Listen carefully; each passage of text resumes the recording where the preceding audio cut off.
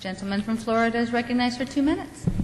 Thank you, Madam Speaker. I've been sitting here listening to the debate, and it's almost laughable that I've heard my friends across the aisle blame everything except Hurricane Katrina and the tsunami on President Bush and the Republicans. I think everyone with half a brain knows this meltdown created or began a couple administrations ago when they came up with the Community Redevelopment Act, and Congress decided to get in and start telling Fannie Mae and Freddie Mac how to behave when they said everybody in this country deserves to own a home. Doesn't matter if you don't have a job, doesn't matter if it's overpriced, doesn't matter if you can't afford it. This is the better world we're looking for.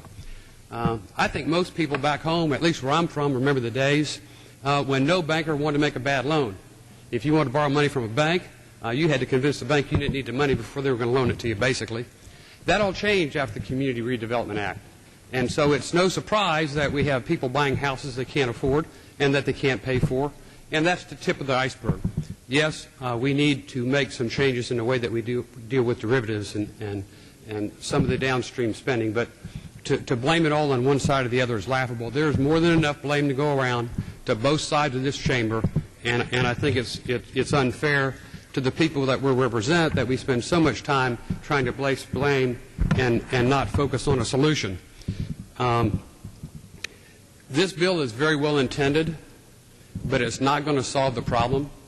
If regulation and creating more bureaucracies would have solved the problem, we wouldn't be here today. We've gone through that cycle a couple times. We know what happened in Bernard Madoff.